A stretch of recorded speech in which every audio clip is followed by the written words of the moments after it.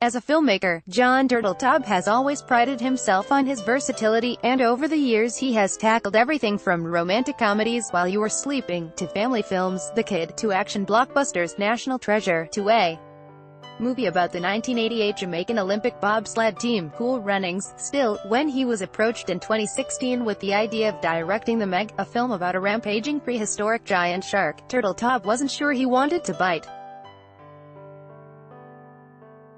A scene from The Meg, which centers on a living specimen of a prehistoric megalodon, long thought to be extinct, courtesy of Warner Brothers Pictures. My agent sent me the script and said, "Read this. Go make it. It's terrific." Turteltaub recalled one recent morning. "I said, yeah, but it's just a big shark movie." He said, "Yeah, exactly. From a studio's standpoint, a giant shark movie may seem the ultimate no-brainer, Jaws on steroids.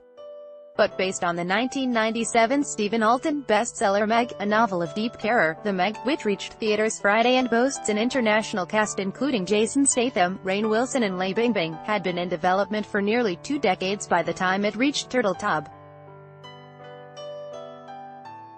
After early efforts to make The Meg at Disney petered out, the project eventually moved to Warner Brothers.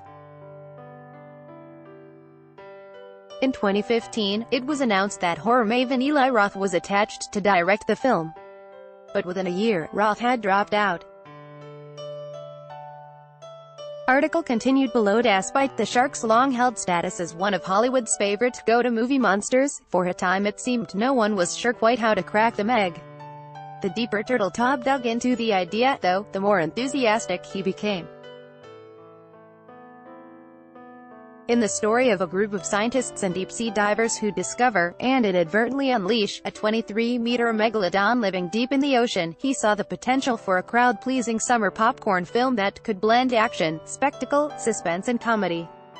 The key was to nail the right tone, one carefully modulated between the deadly serious thrills and chills of Steven Spielberg's seminal 1975 classic Jaws and the winking, decidedly unserious fun of, say, Sharknado, the 2013 Sci-Fi Channel B-movie about a freak cyclone that scoops up great white sharks and deposits them on Los Angeles.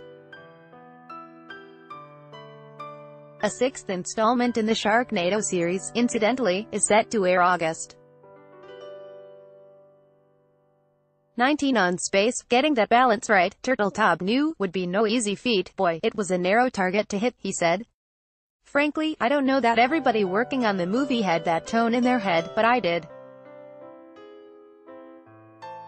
I always felt that if we simply made an awesome giant shark movie, audiences would say, there's no need to go see that. We're in a marketplace now where audiences are smart, they're savvy and they need to be given a reason to go see a movie.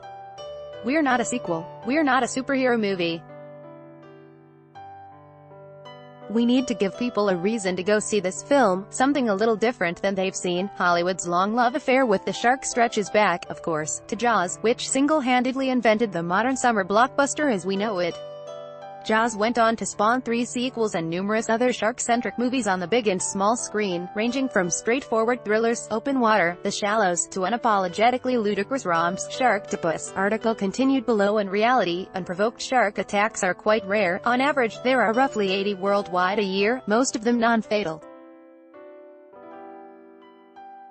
Still, as the team behind The Meg was well aware, the primal terror of a real-life monster that strikes without warning from the unseen depths, with an assist from composer John Williams' menacing Jaws theme, continues to exert a razor-toothed hold on the moviegoer's imagination. It's cold-hearted fear, said The Meg producer Lorenzo di Bonaventura, who earlier, as an executive at Warner Brothers, oversaw the 1999 genetically engineered shark thriller Deep Blue Sea. God bless Jaws for starting the genre because audiences enjoyed that fear and people have tried to go into that territory since, di Bonaventura said.